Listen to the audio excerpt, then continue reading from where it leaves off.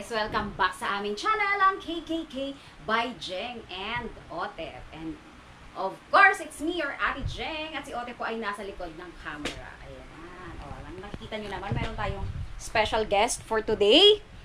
Kasi, simpleng ano lang po ito, share, live sharing. Meron po kaming i-give up. Pero hindi ito. Hindi ito ang i-give up ko. Dahil ito ang rason kung bakit meron kaming i-give up. This little furball. Hindi naman siya furball kasi maano yan eh. Ito yung pinaka-rason talaga kung bakit meron kaming i-give up. I-give up na po namin ang aming sofa. Dahil si Madam Nibbles, ito po si Nibbles ay 9 years old cat namin. 5 years old pa lang po si Otep nung na-adapt namin yan. Actually, nasa Facebook po yung kwento ko doon, saka ibang mga pictures. Ito po yon. Ayan. Inadapt po namin siya. 5 years old si Otep. Unwanted po siya ng isang breeder. Kasi nga, maliit, tapos pangit. Hindi mo bibenta. Pangit yung coat.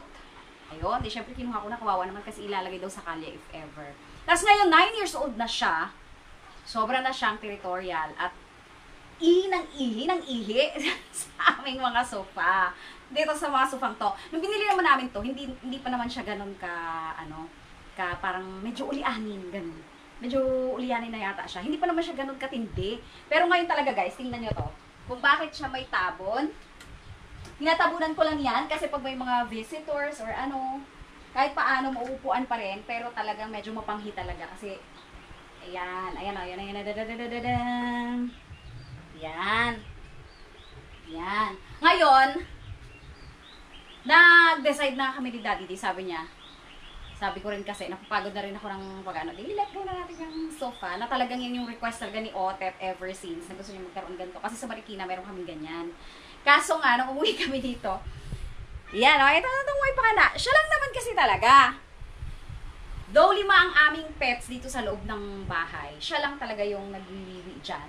Tapos, ang ginagawa ko every other day or minsan 3 times a week, bina-vacuum ko, kiniklin ko ng ito foam cleaner. Yan. Sobrang gastos namin sa foam cleaner. Sobrang gastos talaga. Tapos nag-vacuum, kaya mataas din yung kuryente. Bina-vacuum ko, dinadryer ko pa. Minsan yung hair dryer ko pa yung pinadadry ko dito talaga. Para lang ma-clean. Tapos pag nalinis siya, tapos amoy niya, ang bango na to ah. Ihian ko nga ulit. Wiwiwian niya na naman yung sa gabi. So, another, naman. Tapos, papalipasin ko lang yung ilang araw kasi sobrang nakakapagod naman yun, di ba? O, di ba? Oy, super proud pa siya sa pinagagawa niya. Siguro pa may mga magsasuggest why yung sofa, yun yung aming ile-let go. Of course, non-living things naman itong sofa. Etong mga pets naman namin ay living things. And, we consider them as family, of course. Sa mga hindi po talaga mga pet lovers or hindi nyo po kami kailangang intindihin. Kailangan lang po namin ay respect doon sa kung ano yung aming preference. Kasi hindi po talaga lahat ng tao na iintindihan yung mga ganong klaseng desisyon na bakit kayo maraming pets, bakit kasi ganyan, bakit kasi dadami mong alaga, ganyan. Maraming na pong nagsabi sa akin yan. Pero sabi ko naman, hindi nyo kami kailangang intindihin. Pero pwede nyo naman kami irespeto. Kasi, human rights naman natin yun. Kanya-kanya tayo ng preference sa buhay. Karapatan natin na mag-alaga kung gusto natin. Kasi, sobrang meaningful at sobrang yan sa atin eh. Sa amin kasi guys, mas marami pa yung kwento kasi maglilinis lang naman ako. At least, sharing kasi. Sa akin kasi guys talaga, sa amin, lalo na rin di Otep, ganyan. Sobrang, hindi mo rin kasi masasabi na puro negative lang yung yung effect ng pag-aalaga ng pets. Doon talagang may negative consequence din siya kasi yan ang panghi niyan. Medyo mapanghi talaga yung sofa namin tapos nakapagod nga rin talaga maglinis. Pero kung puro magpo-focus po tayo sa lahat ng mga negative consequences, hindi po natin mai-experience, mawawala yung chance natin to experience the positive sides of having pets. O, diba? Kung puro sa negative tayo. Samantalang sobrang heartwarming po talaga pag nag-alaga ka, mamimiss nyo yung laughter, yung sobrang, nakakatawa kasi sila, marami silang nakakatawang, yung warmth, ng mga embrace nila, ng mga kisses nila sa'yo. Mami-missed out nyo yun kapag nag-focus kasi kayo doon sa negativities. Diba? Yun din yung isang reason kung bakit meron kami mga pets. Kasi, I don't want to miss the chance. Kasi ang ano ko rin talaga, ang naging perception ko dyan, sobrang ano sila, parang God-given angels. Parang angels without wings. Kasi may mga times na malulungkot tayo, ganyan. Sure. Guys, sinasabi ko sa inyo, ang mga pets kaya tayong pasayahin in very, very, very slight, simple ways. Talaga, sobra. Maraming paraan sila para silang mga guardian angels na heaven sent. Ganon yung perception ko ni Otep. Umisip si Otep, grabe. Sobrang lambing ng mga pets namin sa especially itong na yan, yung masungit at palaihi na yan. Sobrang lambing niya talaga. As in, mas malambing pa siya sa mga ibang tao. Parang nandun talaga yung care. So, kahit paano, di ba? Mafe-feel mo talaga na you're not alone kahit na minsan mag-isa ka. May kausap ka, pero matured person ka, pero yun nga mga memes, di ba? Matured person, pero may kausap na pusa, tapos naghintay ka na sumagot siya. Ganun po yan. Ayan, ito po yung aking ginagamit. Ipapakita ko na sa inyo. So much kwento na. 7 minutes na yung aking sharing. O, diba? Para kasi yung iba, naman nila, malaman nila. Hindi naman natin ilang intindihin or i-accept. Basta respect lang po. Ayan! Ito ang ginagamit ko every time na maglilinis muna. O, diba? Sila yung na natatakot. I-clean up ko yan. Ang ganyan.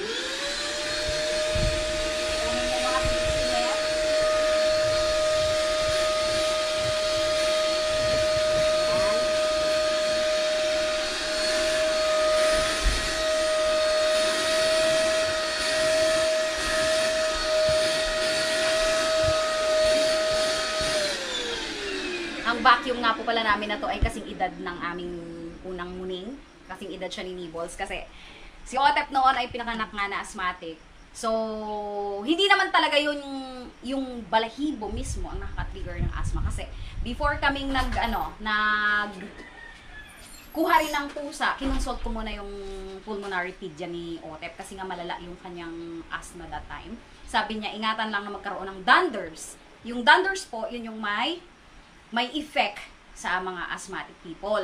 Yung dunders po kasi ay mga excess na protein, parang balakubak ng balahibo ng pusa. Yun po yung nakaka-trigger ng asthma. Pero kahit na hindi kasi asthmatic, kung yung mga balahibo ay nasinghot-singhot natin, nahahatching lang po tayo. Pero walang asthma na matutrigger. Kumbaga ganun po yung niya. Saka minsan yung balahibo nila, lalo pag outdoor, lumalabas sila, syempre na alikabok, nagdadala sila ng alikabok. Yun po yung mga rason. Pero yung fur itself, hindi naman po talaga triggering factor. Scientifically, yun po ang sabi talaga ng doktor at saka syempre ni-research ko. Pero talagang si Otep, nung nagkaroon siya ng pet, 4 years old ka nun, anak, ano? Ay, 5. Magpa-5 siya. 3 years siyang hindi nagkaroon ng asthma. As in, sobrang sobrang parang pinakita niya talaga na gusto talaga magkaroon ng hindi ako mag-asthma dyan. Pero inalagaan ko naman talaga sa linis yung aking mga pets. At saka syempre hindi excessive yung pagpapakain natin ng protein.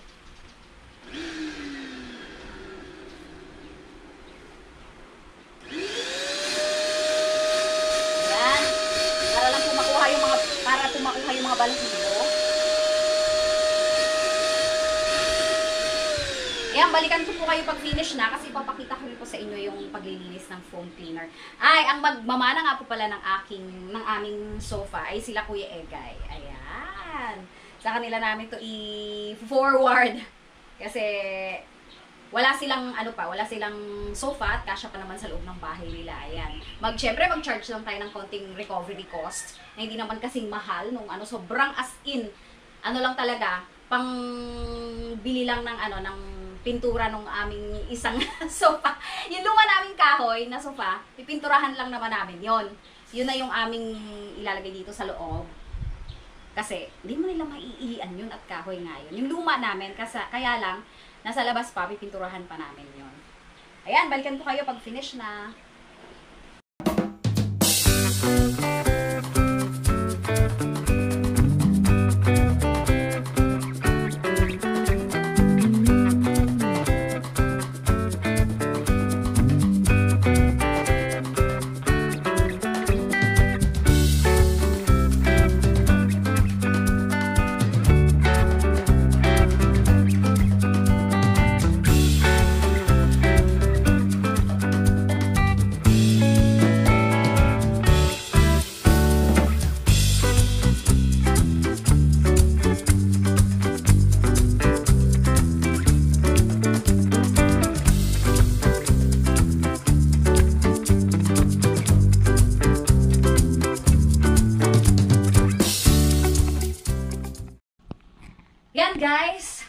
naglagay na tayo ng foam cleaner. Natapos na ako ng pag-vacuum after almost 30 minutes. Kasi kaka-vacuum ko lang naman to nung nakaraan. Ito lang isa yung medyo marami kasi pinatungan namin ng mga something. Mga helmet nila, harabas, ganyan. Ito yung ginagamit ko, guys. Ganyan. Kasi nakakawala talaga to ng amoy. As in. Saka magagamit mo rin siya na pang-cleaning. Tapos, meron itong free na pang-brush. Ganyan. Ginaganyan ko. Ayan.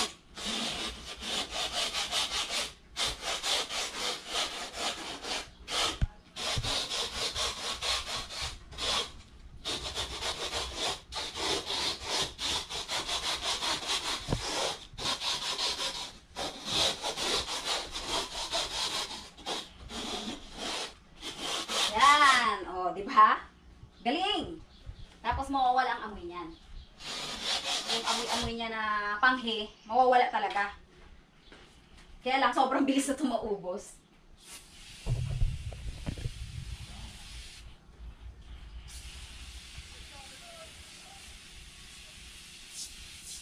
Ayan.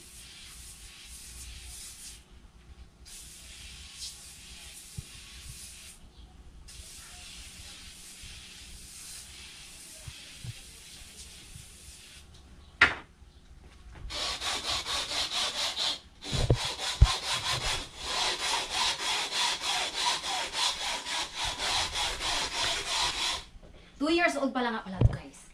Yung aming sofa. Ayan. I-give up ko na kasi. Saan mapunta? Kay Kuya Egay. Uy! Kaya inisip ko muna. Wala eh. Hindi na to aayos dito sa amin eh. Kapag ito bago. Hindi. Yung luma dyan sa labas. Ipon muna guys ang pambili ng bago. Pero kahoy lang rin naman kasi yung gusto namin. Ayaw lang, ang available kasi dito talaga, yung mga kawayan. Eh ayaw ko kasi yung mga kawayan kasi pag medyo natuyo na yung kawayan, nakakabuta siya ng mga salawal. Nakakapunit. Kasi yung mga pako nun, umaalsa siya kapag natutuyo yung kawayan. Eh samantalang yung ganong kahoy, hindi. Kaso, wala nga available dito, hindi ko alam kung saan makakabili. So, yan na muna, yung luma na lang muna namin. Saka syempre, pag-iipunan pa rin, dahil ang sofa, ang upuan ay wala sa aming budget pa.